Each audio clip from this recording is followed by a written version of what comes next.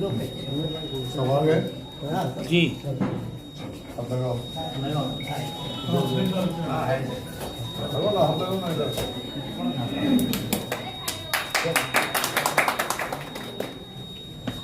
Thank you ऐसे आप यहाँ से फ्री हो जाओ। और ऐसे बदल रही है वफादारियां यहाँ, ऐसे बदल रही है वफादारियां यहाँ, जैसे किसी के पाँव का जूता बदल गया, जैसे किसी के पाँव का जूता बदल गया। भरपूर तालियां बजाएं शहर के कायद के लिए, शहर के एमएलए के लिए, अब्दुल अजीज कायद मुफ्ती मोहम्मद इस्माइल कासमी साहब के लिए। सरकार की तरफ से जीवन दायी स्कीम का जो तोहफा मिला है, बल्कि यूँ कहना चाहिए कि मालेगांव के गरीब आवाम को जो तोहफा मिला है सहारा हॉस्पिटल के जरिए से, मैं इस इनाम के मिलने पर या खिदमत के इस मैदान के मिलने पर लतीफ़ अनवर साहब और उनके दराज़ान और उनके रफ़क़ा को दिल की गहराइयों से बहुत बहुत मुबारकबाद देता हूँ। आज इस मौके पर मगरिब की नमाज का वक्त भी करीब है और हमारे कैबिनेट मिनिस्टर नासिक ज़िले के पालक मंत्री दादाजी भुसे साहब को जो है नासिक का सफ़र है और एक बहुत अहम काम के लिए जाना है, इसलिए तफसीली बात न रखते हुए एक बात ये कहना चाहूँगा, लतीफ़ अनवर साहब तवज्जो दें कि आपने जहाँ खिदमत खल्क़ के लिए मेडिकल फील्ड चुनी है, मैं उस वक्त पॉलिटिक्स में नहीं था, मैंने सुना उस वक्त लतीफ़ अनवर साहब का शोरा था। मैं आपको दावत देता हूँ, आप इस मैदान में तशरीफ़ लाएं और इस मैदान में आकर के मालेगांव के आवाम की खिदमत के लिए अपने आप को जो है वक्फ करें। मैं ये उम्मीद करता हूँ कि आप अगर सियासत में नहीं हैं और इस तरह खिदमत खल्क़ का काम कर रहे हैं तो सियासत में आने के बाद इंशाअल्लाह काम करने का आपको मज़ीद मौका मिलेगा। मैं आपको वेलकम कहता हूँ, मोस्ट वेलकम कहता हूँ, आप तशरीफ लाइए। बहुत बहुत शुक्रिया। इस्तेकबाल होना चाहिए, आप तालियां बजा करके उनका इस्तेकबाल करें, उनकी मुबारक। वहीं डॉक्टर इख्तियार साहब तक अगर मेरी आवाज़ पहुंच रही है, डॉक्टर साहिद सर, डॉक्टर नवीन भाई की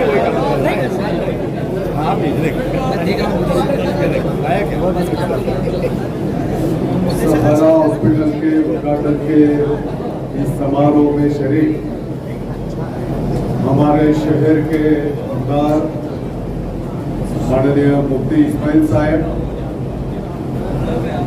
इस कार्यक्रम में उपस्थित एजाज बेग साहब, मंच पर बैठे हुए सभी पदाधिकारी, नेतागण, सहारा हॉस्पिटल को शुभेच्छा और आशीर्वाद के लिए यहाँ पर उपस्थित सभी मालेगांव वासी दोस्तों और पत्रकार मित्र, मैं पूरे मालेगांव वासियों की तरफ से सहारा हॉस्पिटल को मुबारकबाद पेश करता हूँ।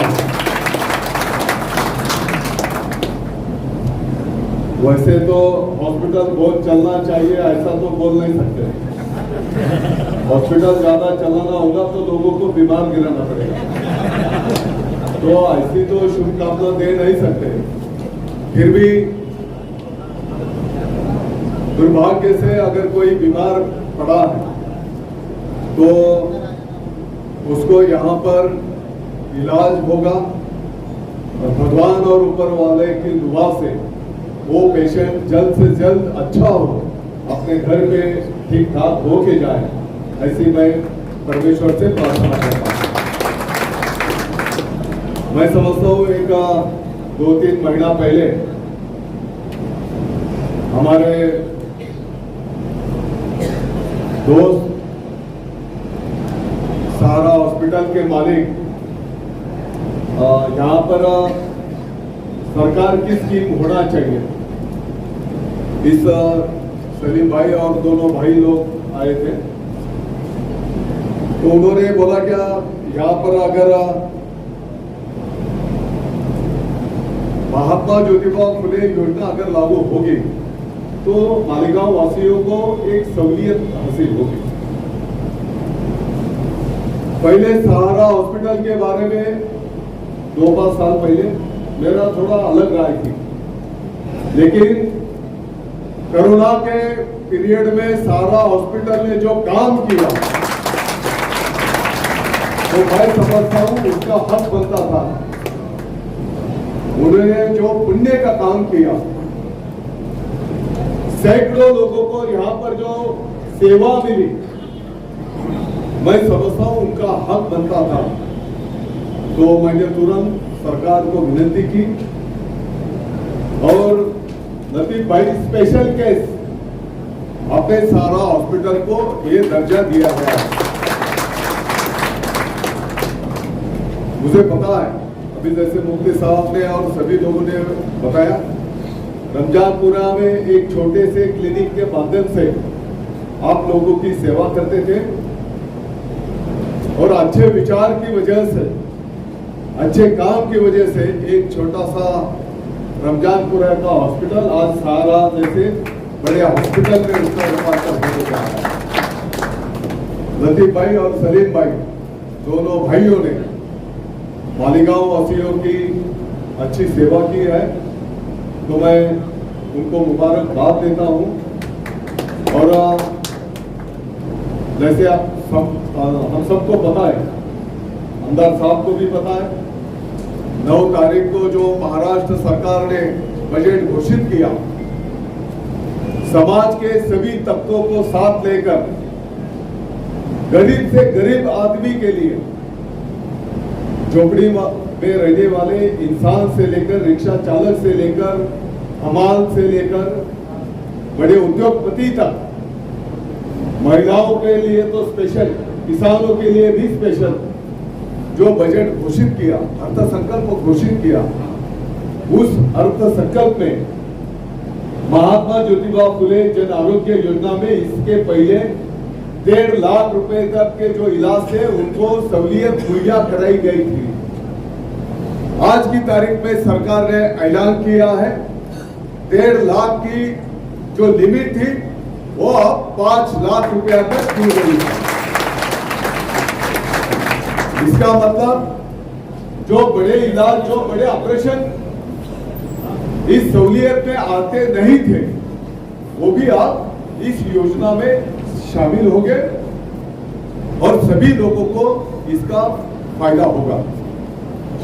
अभी जहां तक मालेगांव के आरोग्य का विषय है, मुफ्ती साहब और मैं खुद मिलकर अपने शहर वासियों को अच्छी आरोग्य की सेवा मिले, हम सब लोग, सभी पार्टियों के लोग,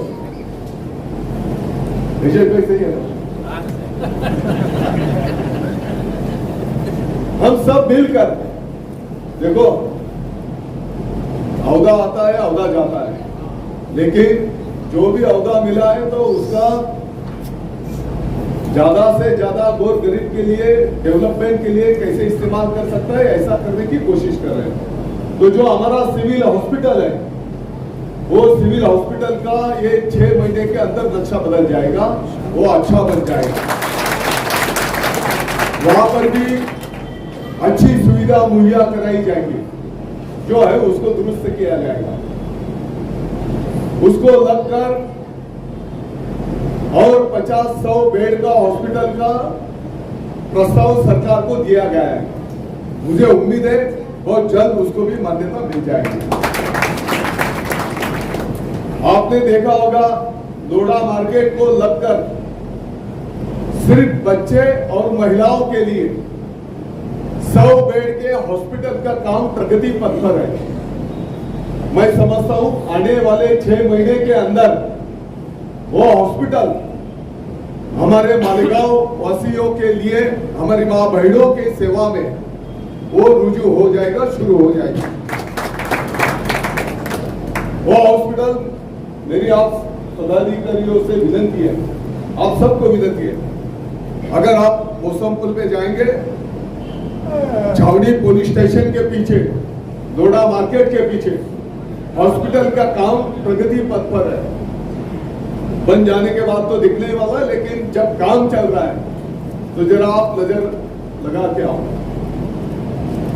मैं आपको आश्वस्त करता हूं, मालेगांव में एक भी खासगी हॉस्पिटल में नहीं होगी ऐसी सुविधा वो सरकार के हॉस्पिटल में हमारे छोटे बच्चे और महिलाओं के लिए मुहैया कराई जाने वाली है।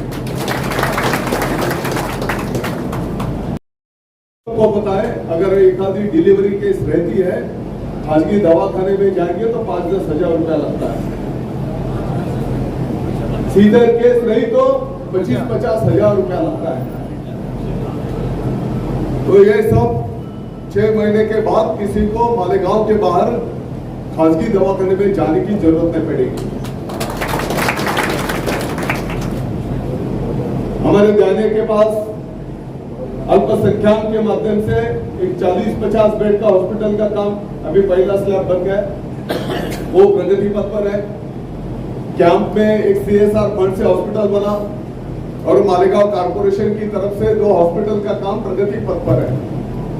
मैं समझता हूँ ये इंफ्रास्ट्रक्चर आरोग्य के लिए प्रगति पर है। वैसे ही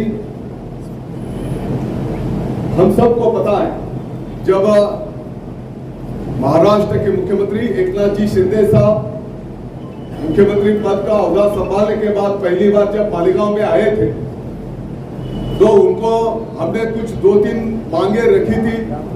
जैसे मालेगांव डिस्ट्रिक्ट होना चाहिए, मालेगांव का अंडरग्राउंड ड्रेनेज सिस्टम होना चाहिए। तो मालेगांव के ड्रेनेज सिस्टम के लिए 499 लगभग 500 करोड़ की योजना मंजूर हो गई है। मैं समझता हूं मई महीने के पहले पूरे मालेगांव हद तक, जहां तक कारपोरेशन का हद है साइना छोड़ के, वहां पे अंडरग्राउंड ड्रेनेज सिस्टम का काम शुरू हो जाएगा। लगभग 1-1.5 साल पूरा होने को लगेगा, लेकिन जो गंदगी है, जो खराब पानी है, वो सब अंडरग्राउंड ड्रेनेज के सिस्टम से बाहर लिया जाएगा। उसको ट्रीटमेंट करके उसका अच्छा पानी खेती के लिए और खत उसके किसानों के लिए दिया जाएगा। मैं समझता हूं हम सब मिलकर मालेगांव के डेवलपमेंट के लिए काम करेंगे।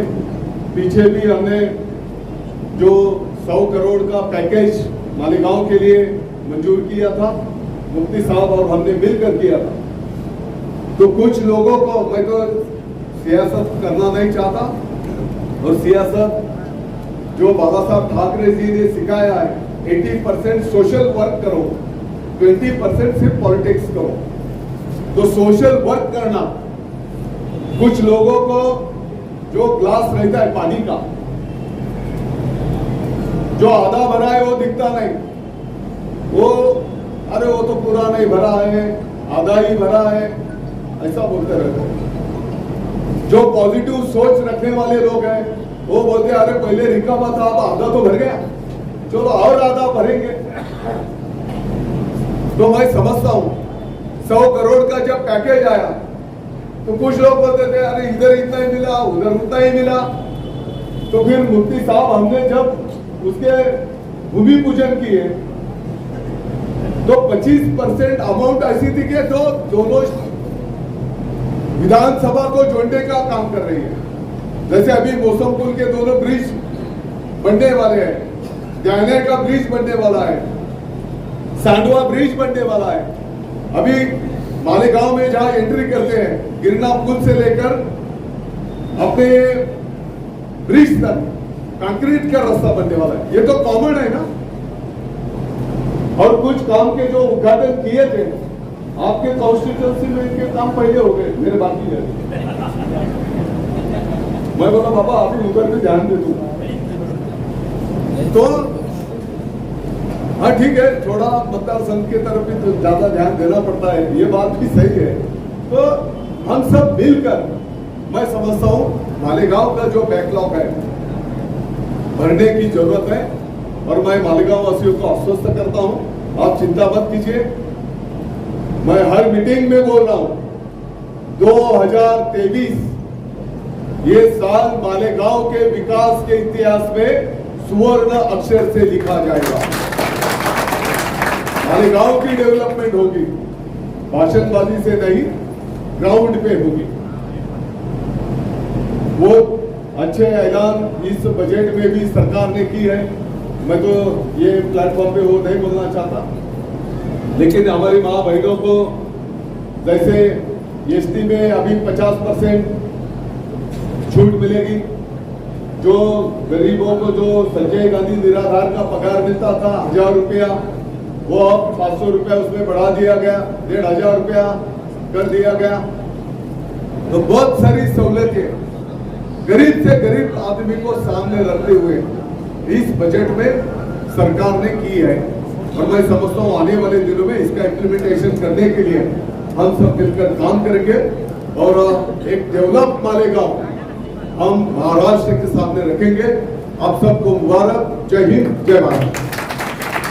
वो शहर बस स्टैंड आगरा रोड पर है और ये हमारे शहर के लिए एक खुशी का मुकाम है कि ये हमारे अपना हॉस्पिटल है, जो हमारे ऐसे मरीज जो इलाज और मुआवजा के लिए या तो उनके पास वसाइल की कमी या पैसे की कमी रहती है, वो सोच करके लतीफ़ अनवर साहब ने हुकूमत महाराष्ट्र से जो भी कोशिशें की और एक अच्छा मालेगांव शहर को जीवनदायी स्कीम यानी मुफ्त इलाज की सहूलियात का एक ये मरकज़ मंजूर हुआ है। मैं शहरियान मालेगांव से ये गुजारिश करता हूँ कि आप सब लोग इस जहाँ भी आप लोगों को ऐसे इलाज और मुआवजा या बड़े ऑपरेशन करवाना हो तो आप बिला शोबा जो है यहाँ पर कांटेक्ट कर सकते हैं। आप पे नहीं कर पाता पैसा तो वो इस स्कीम से फ़ायदा उठा पाएंगे, लेकिन गवर्नमेंट की जो लिस्ट है वो यहाँ पर गवर्नमेंट के नुमाइंदे जो है वो यहाँ बैठे हुए हैं, वो लिस्ट के मुताबिक देख करके अपने पेपर अप्रूवल वहाँ से मंगवा लेंगे, तब ऑपरेशन यहाँ पर प्रोसेस हो जाएगा और ये सब लोग आसानी से कर सकते हैं, कोई दिक्कत नहीं कि उसके लिए कोई तकलीफ आने वाली नहीं है।